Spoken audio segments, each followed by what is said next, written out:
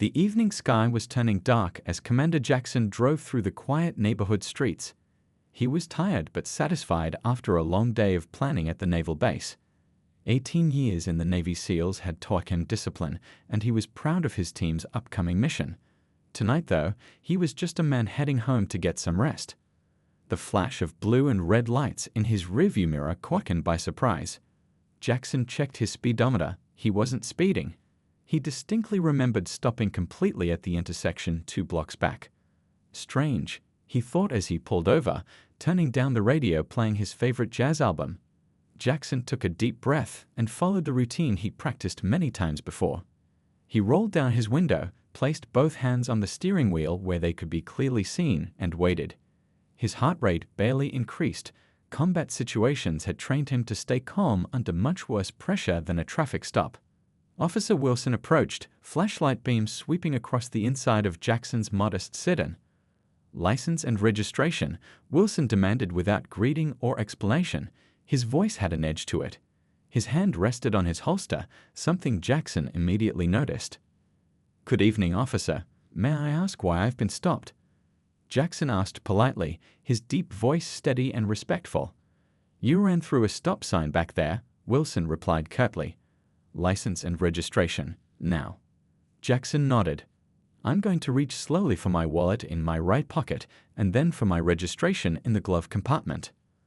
Officer Wilson didn't acknowledge this, just watched with narrowed eyes as Jackson carefully retrieved his documents. When Jackson handed over his military ID along with his driver's license, Wilson barely glanced at it. "Step out of the vehicle," Wilson ordered. "May I ask why, sir?" "I don't understand what." "I said step out. Now." Wilson's hand tightened on his holster. Jackson complied, moving slowly and deliberately. The cool evening air hit his face as he stood up straight in his civilian clothes, a simple button-down shirt and jeans that gave no hint of his rank or accomplishments. "I smell something suspicious," Wilson announced, though there was nothing to smell. "I'm going to search your vehicle." Jackson knew his rights, but he also knew reality. "Officer, I don't consent to a search, but I understand you're doing your job." Wilson's search was thorough and rough. He pulled out Jackson's gym bag, rifled through papers in the glove compartment, and even checked under the seats. Jackson stood patiently by the roadside, watching as passing cars slowed down to stare at the scene. A black man standing with his hands visible while a white officer searched his car. Finding nothing, Wilson emerged from the vehicle looking frustrated. He scribbled aggressively on his notepad. "I'm citing you for running that stop sign and for resisting an officer," he stated, thrusting the citation toward Jackson. "Resisting?" Jackson's composure nearly broke. "Sir, I've been completely cooperative. Your bodycam will show that." Wilson's expression darkened. "Are you telling me how to do my job? Sign the citation. It's not an admission of guilt." Jackson took the pen, his mind racing. The stop sign accusation was false, but the resisting charge was worse. With his security clearance and leadership position in the SEALs, such a charge could create serious problems. As he signed, he noticed his small dashboard camera blinking quietly, a precaution he installed after a similar incident the previous year. As Officer Wilson walked away, Jackson stood for a moment by his car, citation in hand. He'd faced enemy fire, led night missions in hostile territory, and made life-or-death decisions under extreme pressure. But this, being falsely accused on the streets of his own country, stirred something deeper. "Not this time," he whispered to himself as he carefully folded the citation and placed it in his pocket. The Navy had taught him about honor and standing up for truth. This wasn't just about him anymore. Jackson sat at his kitchen table the next morning, the citation papers spread out before him. Sunlight streamed through the windows of his modest home, highlighting the words "resisting an officer" that made his stomach tighten. He'd faced unfair treatment before, subtle comments being followed in stores, extra questions at security checkpoints. Usually he let these things go. "Pick your battles," his father had always said. But this was different. He ran his finger over his Navy SEAL trident pin sitting on the table. Years of service, countless missions, risking his life for a country where he could still be treated with suspicion because of his skin color. The irony wasn't lost on him. "This could mess with my clearance," he muttered, pouring another cup of coffee. His phone buzzed.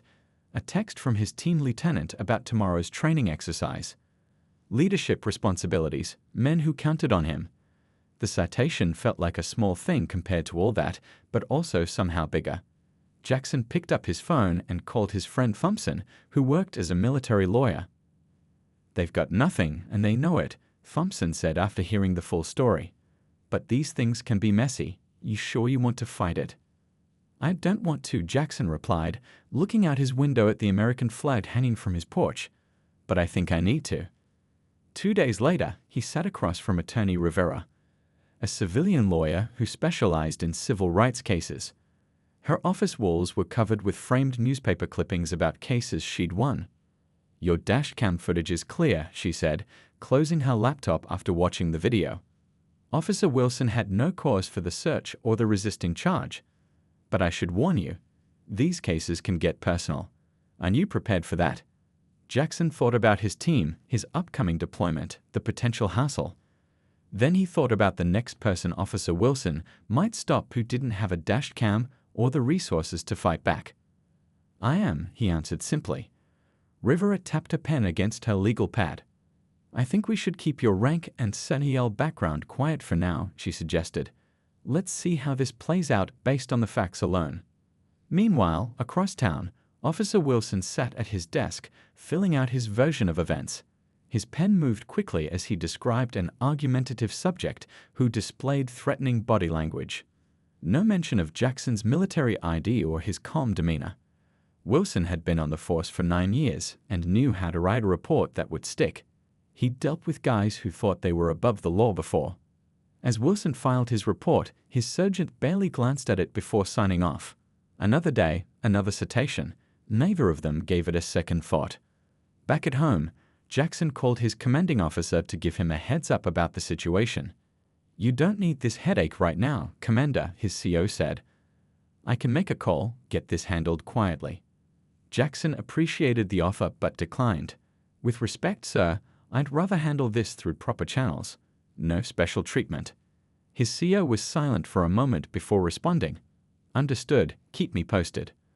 That night, Jackson couldn't sleep. He sat on his back porch, listening to the crickets and thinking about what lay ahead. The easiest path would be to pay the fine, let it go, focus on his mission. But something deep inside wouldn't let him. His phone lit up with a notification. The date for his court appearance had been set, 3 weeks from now, just days before his team was scheduled to begin intensive training for their next deployment. The timing couldn't be worse. Jackson closed his eyes and took a deep breath, the kind he taught his SEAL candidates to take before a difficult dive. This wasn't the battlefield he was used to, but he'd navigated all the same. Across town, Officer Wilson's bodycam footage was being uploaded to the department's servers. The timestamp showed a gap, just a few minutes missing during the crucial part of Jackson's traffic stop. A junior tech in the 8th Department noticed it but hesitated to flag it. Officer Wilson had friends in high places. The wheels of justice had begun to turn, slowly but surely, pulling both men toward a confrontation neither had fully anticipated. 2 weeks before the court date, Jackson was deep into mission planning when his phone rang. He stepped out of the secure room to answer it. The voice of Admiral Chen, his superior officer, was unusually tense. "We've got a situation brewing in the Gulf. Mission timeline's been moved up. Your team needs to be ready in 10 days. Jackson felt his chest tighten. 10 days, sir? That's right when my court date is scheduled." A long pause followed. "This is why I suggested handling this through channels, Commander. The nation needs your team operational." "I understand that, sir." Jackson watched through the window as his team studied maps and equipment layouts, unaware of the conversation. "But I can't just drop this case. There's more at stake than just a traffic ticket." "I know." The Admiral's voice softened slightly. "Look, I can pull some strings, get someone to have a word with the judge." "With respect, sir, I'd rather not." Jackson stood a little straighter, though no one was there to see it. "Just give me 12 hours leave to appear in court. I'll make it work with a prep schedule." After the call ended, Jackson leaned against the wall, his mind racing. This case was becoming more complicated than he'd anticipated. But backing down now would send exactly the wrong message, both to his team and to himself. Meanwhile, Officer Wilson was getting nervous. He'd learned that the uncooperative driver from 3 weeks ago was fighting the charges. Worse, the driver had dash cam footage. Wilson sat in the station break room, coffee growing cold as he flipped through his phone. "You look like you've seen a ghost," said his partner, dropping into the chair across from him. Wilson shook his head. "Just this case that's coming up. Guy says he has video that contradicts my report." His partner shrugged. "So what? It's your word against his. Judges always side with us." But Wilson wasn't so sure. Something about this didn't feel right. He pulled up his report again, reading through the details he'd written. Had the guy really been as aggressive as he claimed? Memory was a funny thing. The more he tried to recall the exact details, the more they slipped away. That afternoon, a clerk from Internal Affairs visited Wilson's precinct, quietly collecting bodycam footage for review. Someone had noticed the missing minutes from Wilson's recording, and questions were being asked. Nothing official yet, just a routine check, they said. Wilson's sergeant called him into his office later that day. "What's this I hear about a contested citation?" he asked, not looking up from his paperwork. "Just some guy trying to get out of a ticket," Wilson replied, trying to sound casual. "Happens all the time." The sergeant finally looked up. "I pulled your complaint history. It's starting to show a pattern, Wilson. 3 complaints in 2 months, all from minority drivers." "That's just coincidence," Wilson protested. "I don't see color when I'm doing my job." "Maybe." The sergeant didn't sound convinced. "But the department can't afford another incident. Keep your nose clean on this one." As Wilson left the office, his phone buzzed with a text from a buddy in records. "Someone's been looking into your stop reports. Watch your back." The case was no longer just a citation. It was becoming something bigger, threatening to expose things neither man had fully considered. Back at the base, Jackson worked through the night, rearranging training schedules and preparation timelines. If he was going to make this court appearance, everything else had to be perfect. His team noticed his intensity but didn't question it. They were used to their commander's thorough approach. Jackson's attorney called with updates. "I've been looking into Officer Wilson's record," she said. "He's had 8 complaints filed against him in the past year. All of them dismissed, but there's a clear pattern." "Can we use that in court?" Jackson asked. "I'm working on it," she replied. "But there's something else. The department is suddenly being very cooperative with our evidence requests. Almost too cooperative." "What does that mean?" "It means someone higher up might be interested in how this plays out." She paused. "You didn't pull any military strings, did you?" "No," Jackson said firmly. "This needs to be handled the right way." As the court date approached, both men prepared in their own ways. Wilson reviewed his notes obsessively, trying to make sure his story held together. Jackson balanced mission planning with case preparation, sleeping only a few hours each night. Neither man realized that what had started as a simple traffic stop was about to become much more. A test of character, truth, and the system itself. The courthouse was busier than Jackson expected. He straightened his tie and checked his watch. He'd flown in late last night, would be flying back out tonight. His team was on standby, waiting for his return to complete final preparations. There was no room for delays. Jackson spotted his lawyer, Rivera, on the courthouse steps. She carried a slim briefcase and wore a look of quiet confidence. "Ready?" she asked, shaking his hand. "As I'll ever be," Jackson replied. Inside, the courtroom was wood-paneled and formal. Jackson sat at the defense table, watching as Officer Wilson entered through a side door. Their eyes met briefly. Wilson looked away first. "All rise," called the bailiff as Judge Patterson entered the courtroom. The judge was an older man with silver hair and reading glasses perched on his nose. He looked tired but focused as he settled into his chair and called the first case. Docket number 47,293, traffic violation and resisting an officer. As the proceedings began, Jackson noticed the bailiff watching him with an odd expression. The man was built like a former athlete with a military straight posture. When Jackson turned fully toward him, the bailiff's eyes widened slightly in recognition. Judge Patterson called Officer Wilson to the stand first. Wilson was dressed in his full uniform, badges gleaming under the fluorescent lights. He took the oath and sat down, adjusting his collar nervously. The prosecutor, A young woman in a Navy suit began her questions. "Officer Wilson, please describe the events of the night in question." Wilson cleared his throat. "I observed the defendant's vehicle roll through a stop sign on Oak Street at approximately 9:30 p.m. I initiated a traffic stop and approached the vehicle." His voice grew more confident as he continued. "The defendant was immediately hostile. He refused to provide identification when requested. His body language was aggressive, and I suspected he might be under the influence of something." Jackson kept his face neutral, though inside he was seething at the lies. "When I asked him to step out of the vehicle for a sobriety check, he became even more belligerent. Based on his behavior and my training, I conducted a search of the vehicle." The prosecutor nodded. "And did you find anything during this search?" "No, but the defendant's attitude remained confrontational throughout." When the cross-examination began, Rivera approached Wilson with a calm demeanor that seemed to unsettle him. "Officer Wilson, you stated that my client refused to provide identification. Is that correct?" "Yes, that's correct." Rivera nodded to the clerk, who played a clip from the dash cam footage. It clearly showed Jackson calmly handing over his license and military ID. "Would you like to amend your statement?" Rivera asked. Wilson shifted in his seat. "I meant he was slow to provide it. Reluctant." "I see." Rivera moved on. "You also stated that my client displayed aggressive body language. Could you demonstrate what you mean?" Wilson hesitated. "It's hard to explain. It's something you learn to recognize as an officer." Judge Patterson leaned forward. "Please answer the question more specifically, officer." As Wilson struggled to explain, the bailiff continued to watch Jackson with growing interest. When it was Jackson's turn to testify, he walked to the stand with the measured pace of someone used to high-pressure situations. He took the oath and sat down, his posture perfect. "Mr. Jackson," Rivera began, "please tell the court what happened that evening."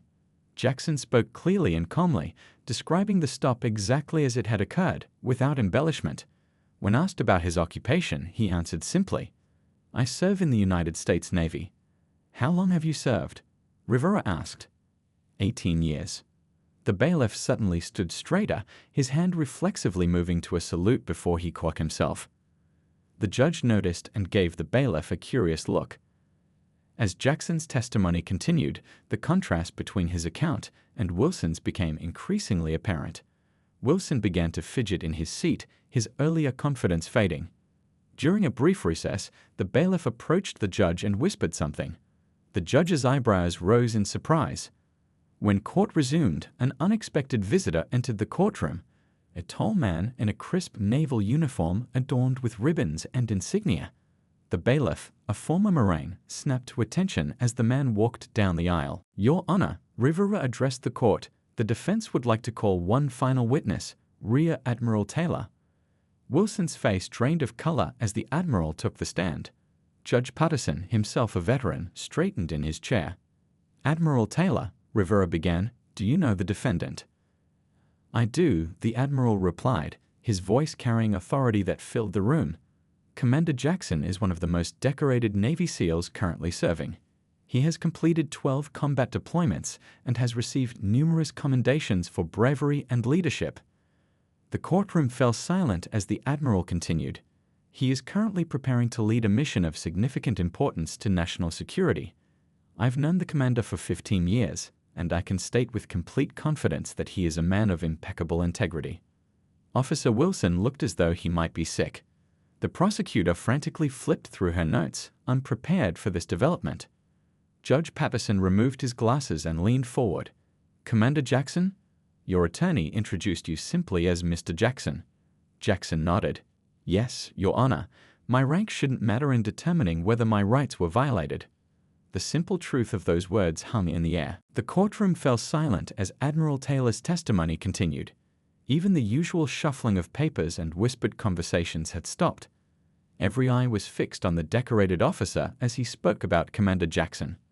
"The commander is currently preparing to lead a classified operation that's been in planning for months," the admiral explained. "He requested special permission to appear today, rather than seeking to have these charges dismissed through other channels." Judge Patterson nodded slowly, taking this in. He glanced at Jackson with new understanding, then turned his attention to Officer Wilson, who was staring at the floor. "Your Honor," Rivera said, rising from her seat, "we'd like to show the complete dash cam footage now." The judge nodded, and the lights dimmed slightly as a screen descended from the ceiling. The footage played, showing the entire traffic stop from Jackson's perspective.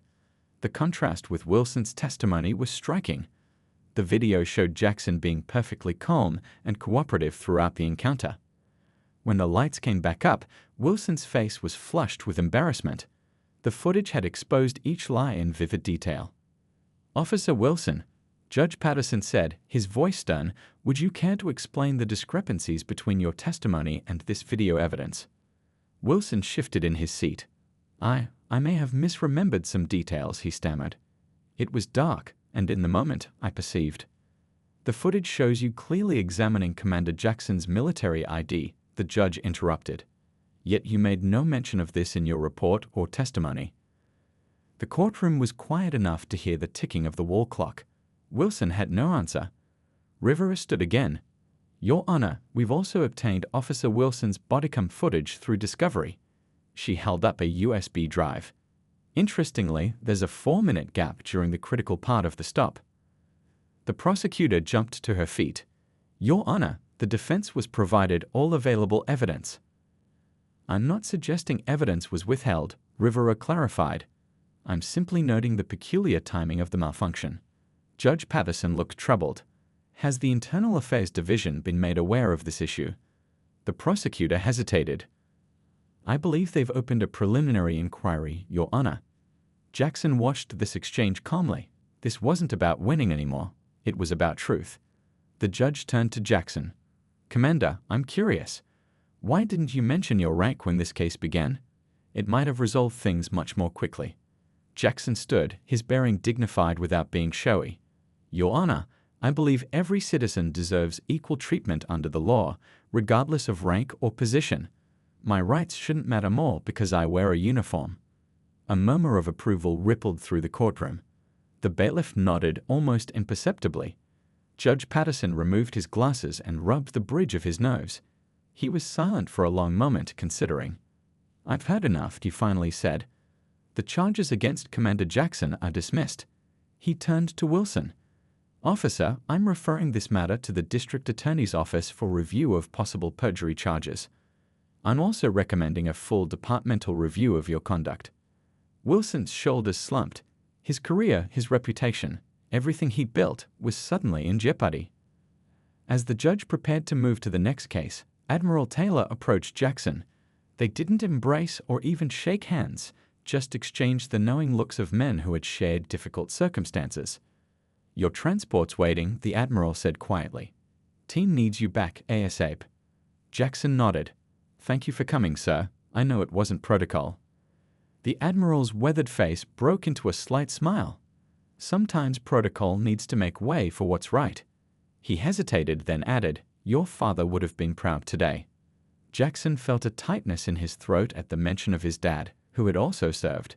He simply nodded his thanks. As they turned to leave, Jackson noticed Officer Wilson sitting alone at the prosecution table, everyone else having already moved away. The officer looked lost, staring at his hands.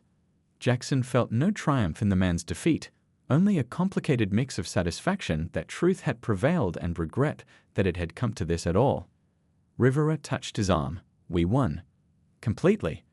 The department will think twice before allowing this kind of behavior again." Jackson watched as reporters began gathering outside the courtroom doors. Word had spread quickly. "This isn't just a win for me," he said quietly. "At least I hope it isn't." As they pushed through the doors, camera flashes erupted. Jackson kept his eyes forward, focused on what came next. In 12 hours, he'd be back with his team, preparing for a mission far from this courthouse.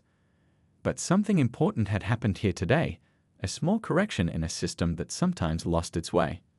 Officer Wilson watched them go, suddenly understanding exactly who he had pulled over that night and what his own actions had set in motion. News travels fast in both military and police circles.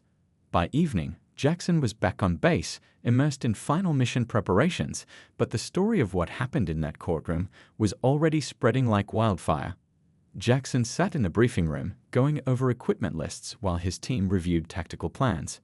He'd said nothing about the case to them, but somehow they knew. The quick nods of respect, the slight straightening of postures when he entered, subtle signs that they'd heard.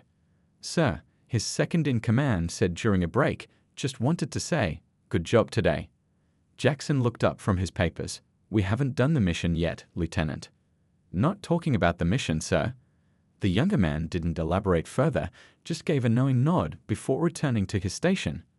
Meanwhile, across town, Officer Wilson sat alone in his apartment, tie loosened, badge and gun placed on the coffee table. His phone had been ringing nonstop. Fellow officers, his union rep, even a reporter.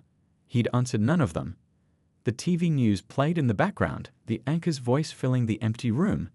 Officer suspended pending investigation after courtroom revelation that he falsified charges against a Navy SEAL commander. Wilson clicked it off, unable to bear hearing it again. How had everything gone so wrong?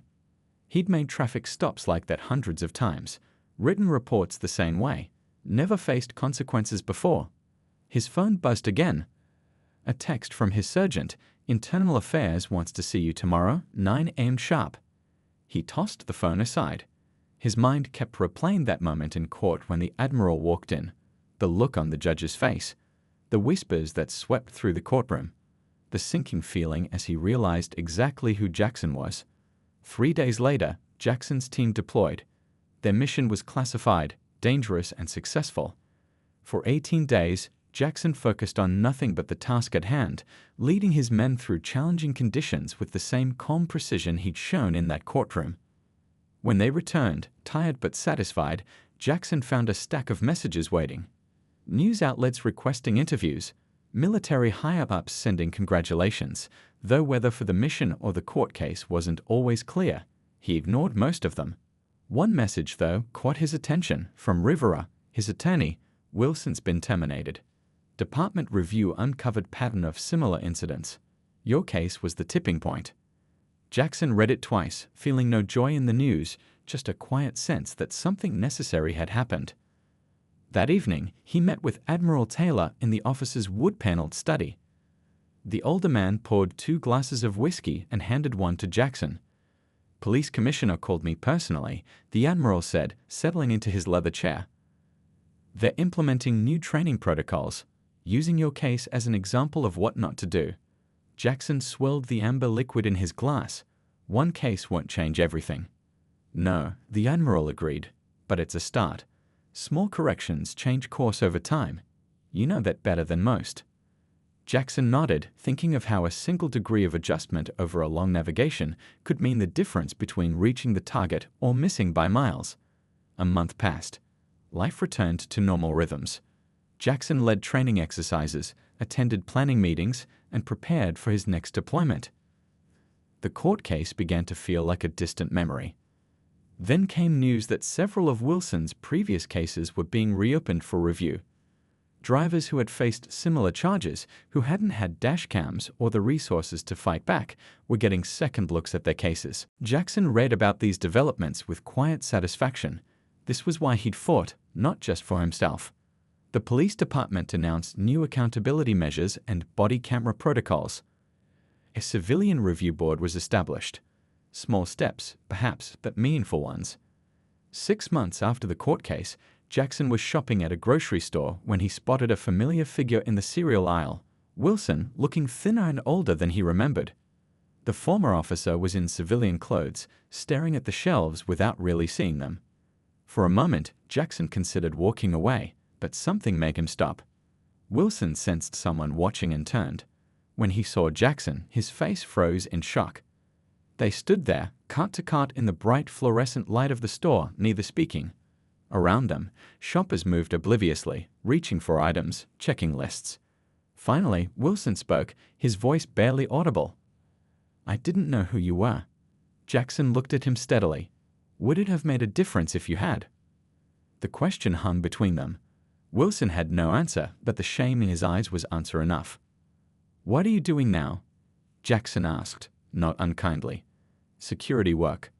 Wilson looked down. "Night shifts at a warehouse. It's a job." Jackson nodded. They weren't friends. would never be friends, but they were connected by what had happened. "Good luck," Jackson said simply and moved his cart past. As he checked out, Jackson thought about paths crossing, consequences unfolding, and systems slowly changing. One case hadn't fixed everything, but it had mattered. Sometimes that was enough. 6 months later, Jackson was surprised to find a message waiting for him after a training exercise. The sender's name made him pause. Wilson. The former officer was requesting a meeting. Jackson's first instinct was to ignore it. What could possibly come from such a conversation? The case was closed, justice served. But something, perhaps the same sense of duty that had guided him through his career, made him respond with a simple when and where. They agreed to meet at a quiet coffee shop downtown, neutral ground for both of them. Jackson arrived first, choosing a corner table with a clear view of the entrance. Old habits. When Wilson walked in, Jackson almost didn't recognize him. Gone was the confident swagger of a police officer. This man moved cautiously, eyes scanning the room until they landed on Jackson.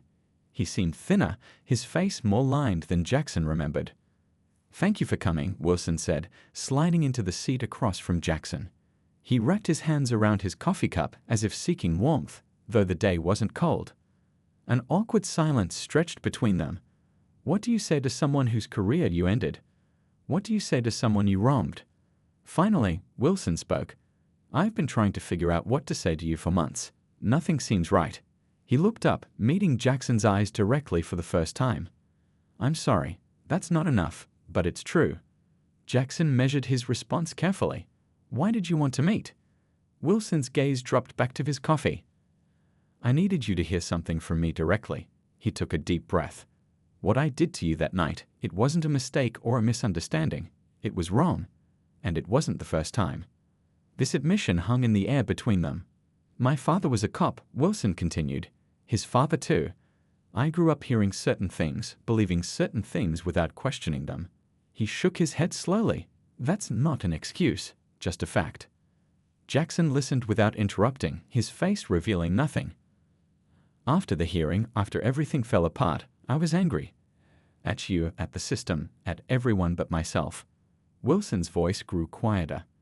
"Then one night, I was watching my kids sleeping, and it hit me that someday they'd ask what happened, why I wasn't an officer anymore." He looked up at Jackson again. "I couldn't bear the thought of lying to them, or worse, telling them the truth and having them think that was okay." Jackson nodded slightly. He understood something about legacy, about the weight of example. "What are you doing now?" he asked. "I went back to school, studying social justice and law enforcement reform." Wilson gave a small, self-deprecating smile. "And I'm working with a community program in my old patrol area, building bridges instead of walls." Jackson studied the man across from him. Was this genuine change or just talk? It was too soon to tell. "It's a start," Jackson said finally. "A small one," Wilson agreed. As they finished their coffees, the conversation shifted. Not friends, not quite enemies anymore, two men finding an unexpected middle ground. Before they parted, Wilson asked the question that had clearly been on his mind. "Do you think people can really change? Or am I just fooling myself?" Jackson stood, considering his answer carefully. "I've seen men transform under pressure, both ways, break down or build up. The difference is usually what they choose to do after the breaking point." He extended his hand. "Good luck with your choice." Wilson took the offered hand, the handshake brief but significant. 2 years passed. Jackson retired from active duty after 20 years of service, moving into a role mentoring young veterans and working with various advocacy groups. The courtroom incident had faded from public memory, though occasionally someone would recognize him from the news stories. Then came an invitation to speak at a community policing forum. Jackson almost declined until he noticed one of the other panelists, Wilson. The auditorium was packed with community members, police officers, activists, and politicians. Jackson listened as speakers discussed new training programs, accountability measures, and progress made. When Wilson took the podium, there was a quiet confidence to him that hadn't been there at the coffee shop. He spoke frankly about his past mistakes and the work he was doing now. "Sometimes it takes losing everything to see what really matters," Wilson said. "I'm grateful for the hard lesson I was forced to learn."